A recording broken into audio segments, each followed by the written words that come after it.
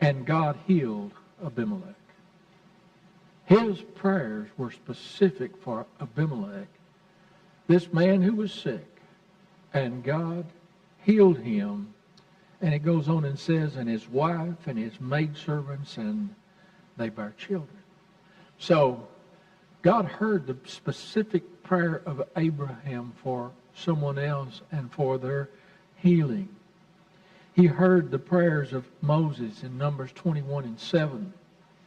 Therefore the people came to Moses and said, We have sinned, for we have spoken against the Lord and against thee. Pray unto the Lord that he take away the serpents from us. And Moses prayed for the people. Moses prayed for the people. Isn't that what every leader should do? Isn't that what I should do? Isn't that what our Sunday school teachers should do? Isn't that what our deacons should do? Isn't that what our leaders and our committee should do, is pray for the people of our church? Now, these people had a serious problem back then, and they're crying out for Moses. You pray to God. They knew he could get a hold of God. They knew he had power with God. They asked him to pray for them, and he prayed for them, and God took care of the need. And then one of the most beautiful stories in the Bible is in 1 Samuel chapter 1. It's about a woman named Hannah. And what she said in verse 27 of 1 Samuel 1 was, For this child I prayed, and the Lord hath given me my petition, which I asked of him. She prayed specifically for God to give her a son. And she made a vow to God.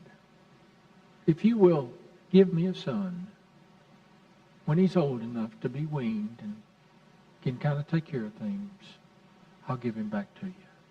And she did that very thing. And but she prayed specifically for that child, and God heard her. There was Elisha in 2 Kings 6:17, and Elisha prayed and said, Lord, I pray thee, open his eyes that he may see. And the Lord opened the eyes of the young man, and he saw, and behold, the mountain was full of horses and chariots of fire round about Elisha. You see, before Elisha prayed, all this man that was with him could see was the enemy standing in front of them. And there were only just not very many of them. There was a lot of the enemy. The Lord heard the prayer of Elisha when he said, Lord, let this man see. So God revealed to this man that the armies of heaven were there to protect them. Oh, that was a specific prayer. Lord, open his eyes that he may see. There's so many people we can pray that prayer for. Open their eyes that they might see, that they might see their need of salvation. They might see their need of commitment, that they might see their need of being where you would have them to be. Well, there's another story there in this same chapter, and it's a little more lengthy than these others that I've read, but they're looking for Elisha. And the king says, go and spy where he is in 6 verse 13. That I may send and fetch him. And it was told him, saying, Behold, he is in Dothan. Therefore sent he thither horses and chariots and a great host. And they came by night and compassed the city about. Now that tells you they're up to no good. They came while it was dark, while no one was expecting them. And they compassed the city. And verse 15 says, And when the servant of the man of God was risen early and gone forth, behold, an host compassed the city, both with horses and chariots. And his servant said unto him, Alas, my master, how shall we do? He answered, Fear not, for they that be with us are more than they that be with them. Elijah prayed. This is where I read that verse a while ago, verse 17. God opened his eyes. And it says, And when they came down to him, Elisha prayed unto the Lord and said, Smite this people, I pray thee, with blindness. And he spoke them with blindness according to the word of Elisha. Blind the eyes of the enemy that's after us. He prayed specifically for this. God heard his prayer, God answered his prayer, and God blinded that army that was after them. So that's kind of the rest of the story, as Paul Harvey used to say. Then there's Nehemiah.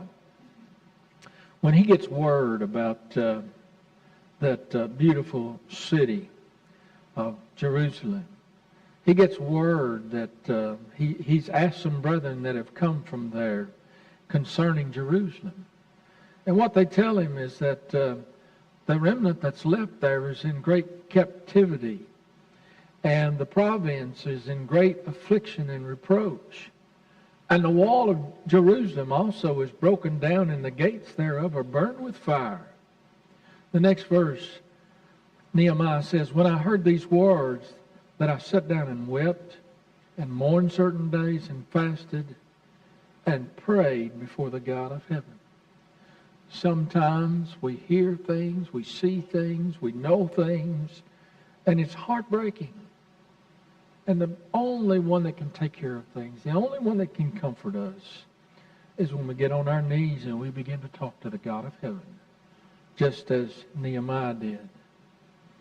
And he said to the Lord, let thine ear now be attentive and thine eyes open, that thou mayest hear the prayer of thy servant, which I pray before thee now, day and night. Continual praying. For the children of Israel, thy servants, and confess the sins of the children of Israel, which we have sinned against thee, both I and my father's house have sinned. We have dealt very corruptly against thee, and have not kept the commandments, nor the statutes, nor the judgments which thou commandest thy servant Moses. He went on to say, remember, I beseech thee, the word that thou commandest thy servant Moses, saying, if ye transgress, I will scatter you abroad among the nations. But if you turn unto me, and keep my commandments and do them, though there were of you cast out into the uttermost part of the heaven, yet will I gather thee from thence, and will bring them unto the place that I have chosen to set my name there. Now these are thy servants and thy people, whom thou hast redeemed by thy great power and by thy strong hand. And listen to this. O Lord, I beseech thee, let now thine ear be attentive to the prayer of thy servant, and to the prayer of thy servants, who desire to fear thy name and prosper. I pray thee, thy servant this day, and grant him mercy in the sight of this man. For I was the cupbearer. I was the king's cupbearer. So he's praying that God will help him in the face of the king as he goes before the king, that the king will be merciful to him, and that the king will allow him to do what's in his heart. And what was in his heart was to go back and do some rebuilding and take care of the city and the wall and the gates. And you know what? The Lord heard that prayer, touched that king's heart. He allowed him to go, and he sent provisions with him that the rebuilding might take place. He prayed specifically. God heard his prayer. God answered. Job.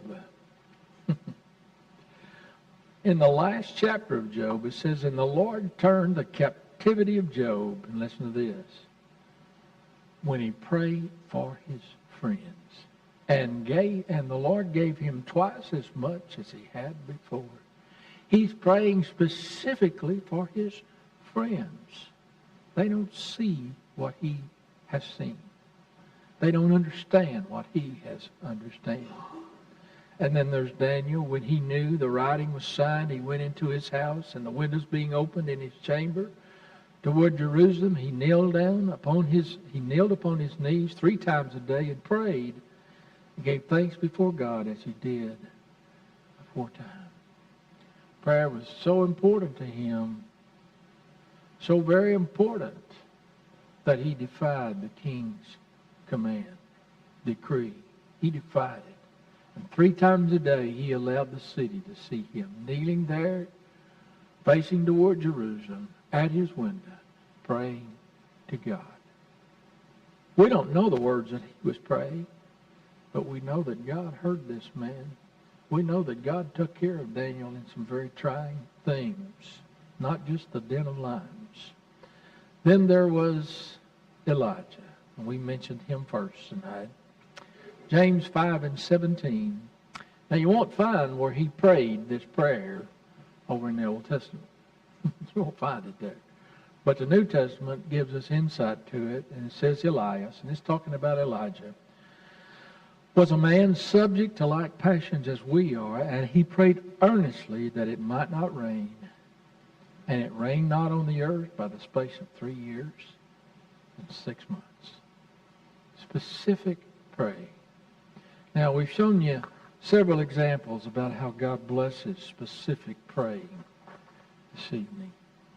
So I want to remind us,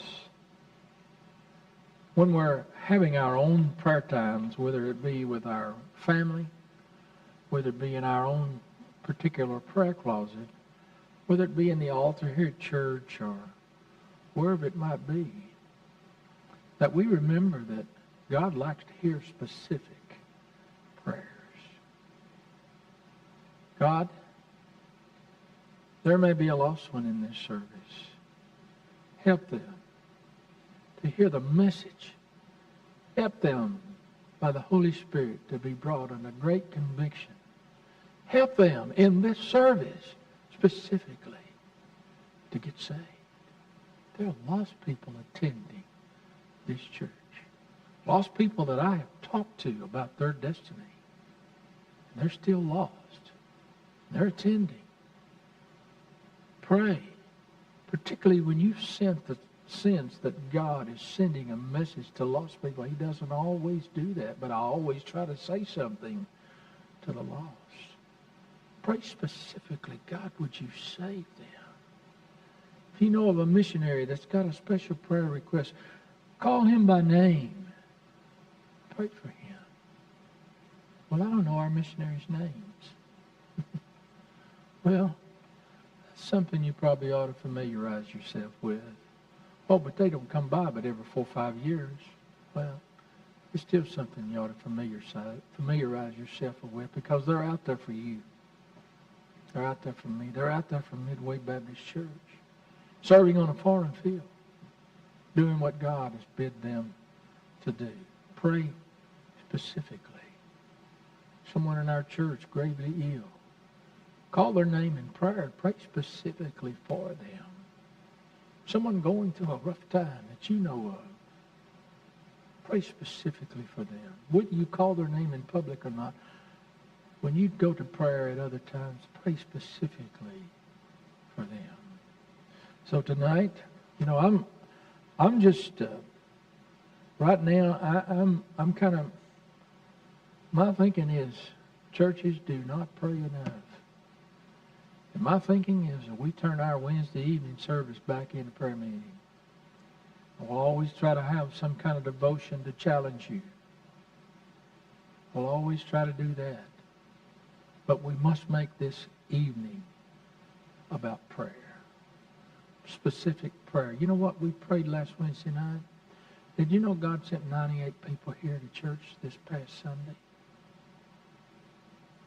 You know, we prayed last Wednesday night.